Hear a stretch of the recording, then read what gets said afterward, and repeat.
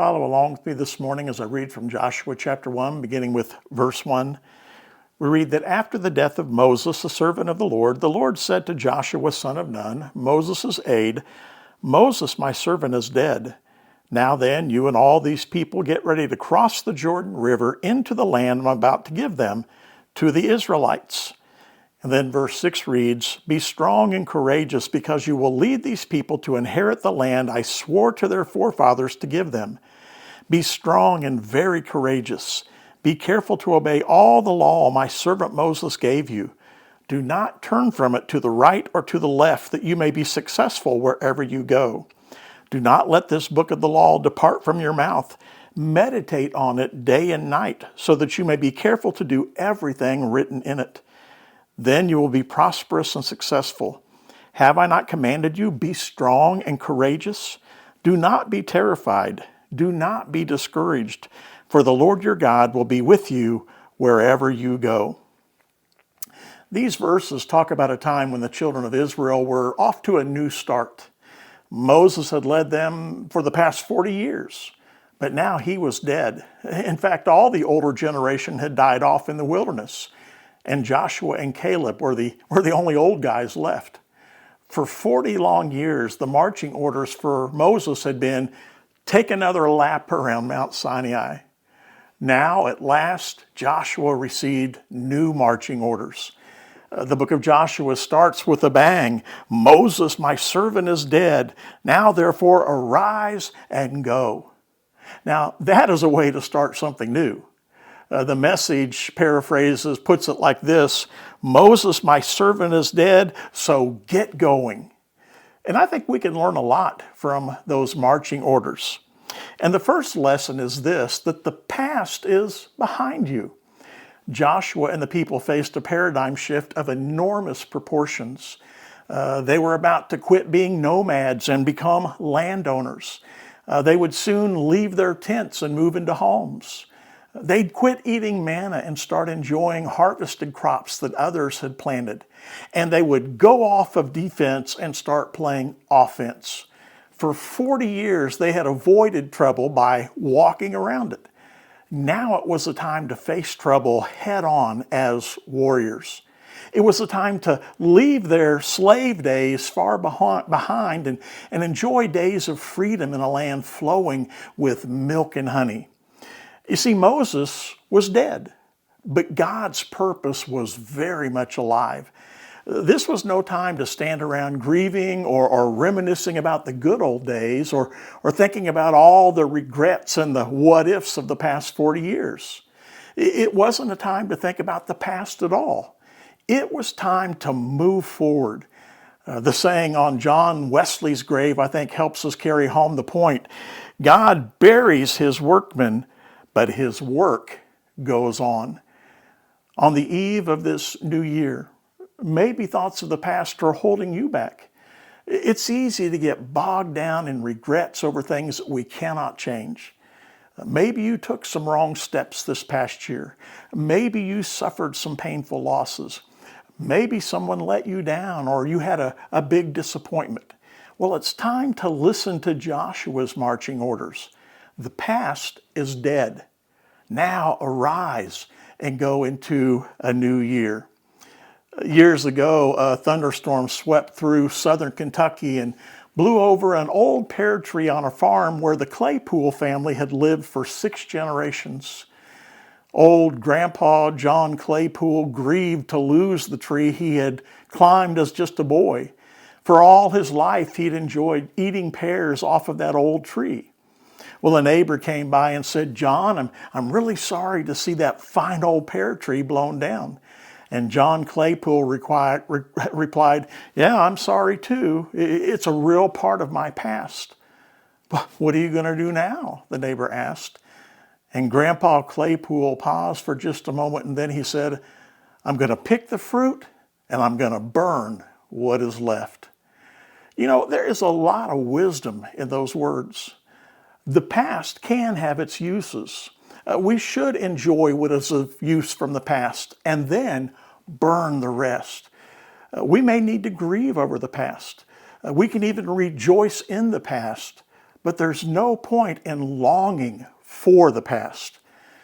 In 32 years of church work, I've observed many churches where people were prone to glance back with a tearful eye at their glorious past.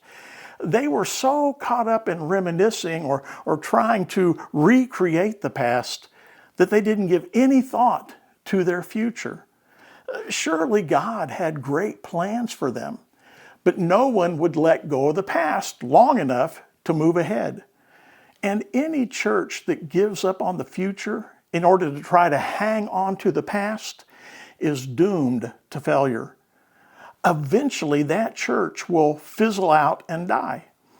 Here at First Church of Christ, we need to heed the marching orders of Joshua. The past is dead. Now let's get going into God's plans for our church in 2024. And then the second lesson to be learned from Joshua's marching orders is that the Lord is with you. Look at Joshua chapter 1, verse 9. Have I not commanded you? Be strong and courageous.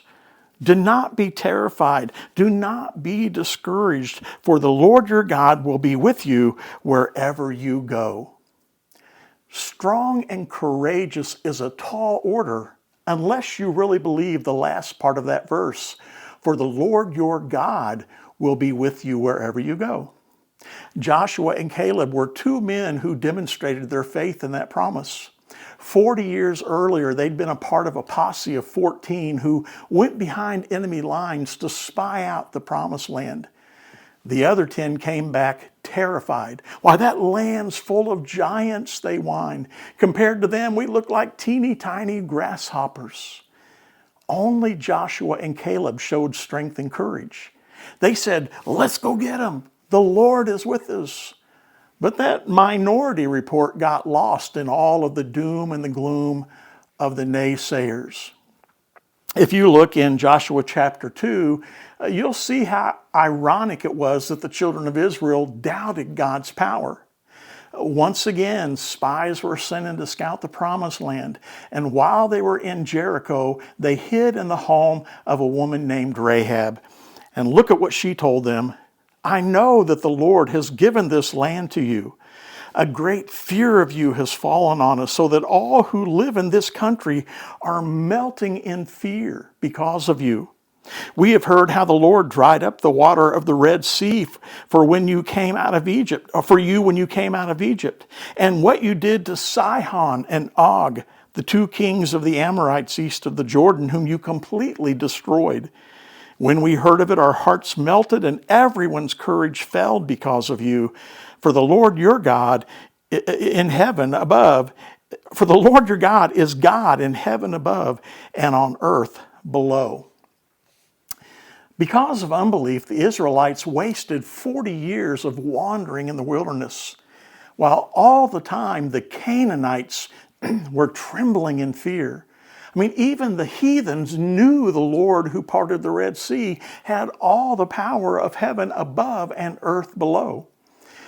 When you look ahead into the new year, you might see some fierce giants blocking your path.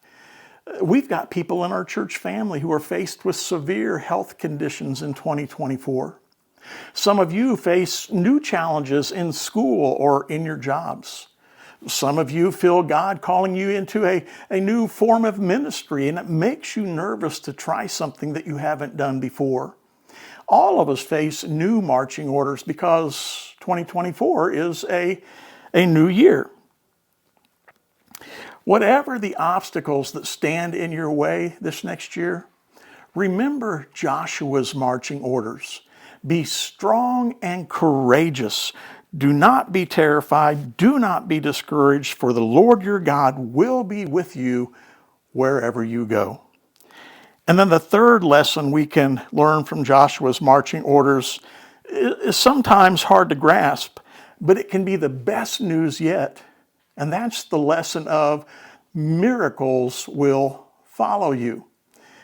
There was a definite change that came when the leadership mantle passed from Moses to Joshua. During the 40 years of wandering in the wilderness, Israel saw God's miracles every day. Their God guided them with a cloud by day and a pillar of fire by night. He opened the waters of the Red Sea and then brought the water rushing back when the Egyptians pursued them. Daily they ate manna that God provided. And when they wanted more variety, God sent quail by the ton. When they were thirsty, God gave them water from a rock.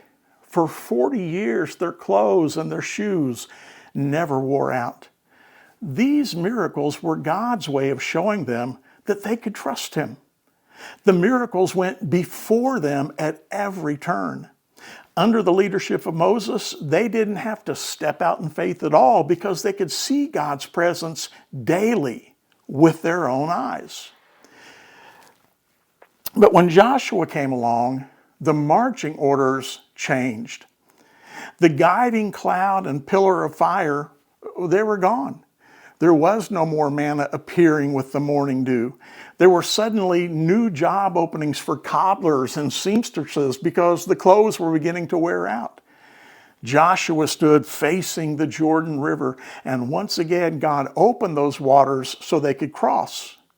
But from that point on, the marching orders were, "You obey me, then miracles will follow."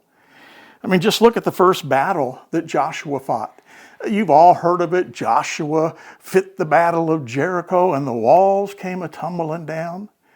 God won that battle for them with an amazing miracle, but that miracle came after they obeyed.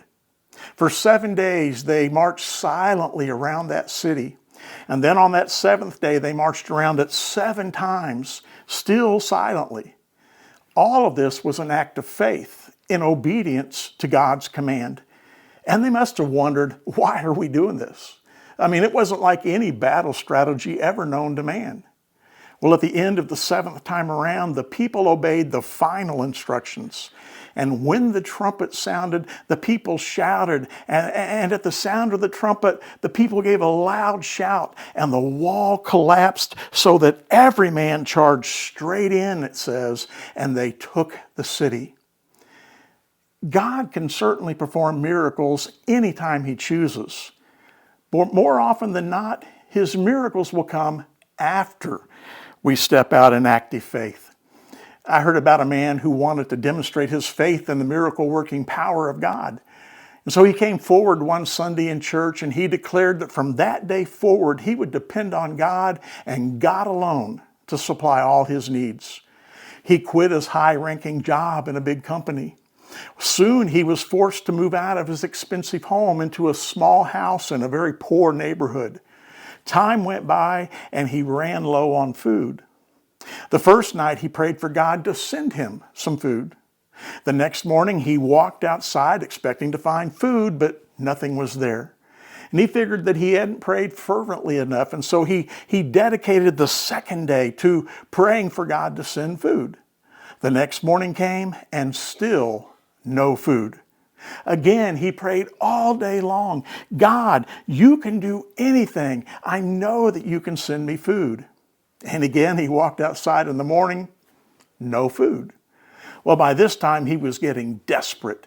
And he cried out in prayer, God, send a miracle or I'm going to die of hunger. And when he had prayed all that he could pray, he fell back on his bed, exhausted. In the silence, he heard a small voice calling his name. I'm here, Lord, he cried in relief. Are you finally answering my prayer? I've been answering your prayers, the voice replied. You've just been looking in the wrong direction. What do you mean, Lord? He kind of asked in confusion. Walk outside, commanded the voice. And so he walked outside and he looked down at the dirty porch, but still saw no food. There's nothing here, Lord. You're looking in the wrong direction. He looked up at the sky, but he only saw clouds. I still don't see any food, Lord. Look straight ahead, said the voice. And he looked straight ahead, and there was a sign pasted on the building across the street, laborers wanted.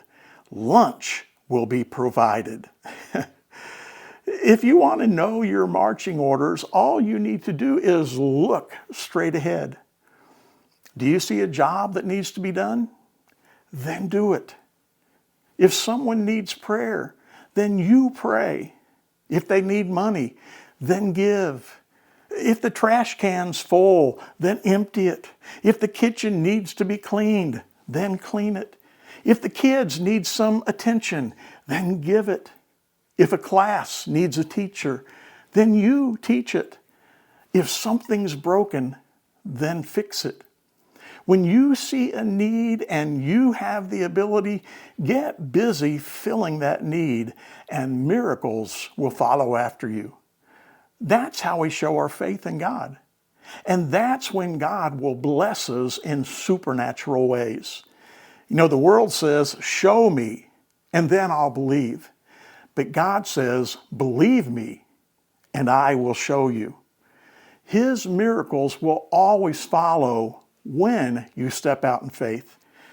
In 2024, let's make Joshua's marching orders our marching orders here at First Church of Christ. Sure, we have plenty of great days in the past. And yes, we also made some mistakes in the past. But like Joshua, our marching orders are, get going. The past is behind you. And sure, we have some impressive obstacles in our way. There are big, mean giants out there. And sometimes we feel like tiny little grasshoppers in comparison to our problems. But we can be strong and we can be courageous because we know our God is with us. We can have full confidence that if we march forward, if we fight the battles God calls us to win, and if we meet the needs that He puts in front of us, then miracles will follow after us.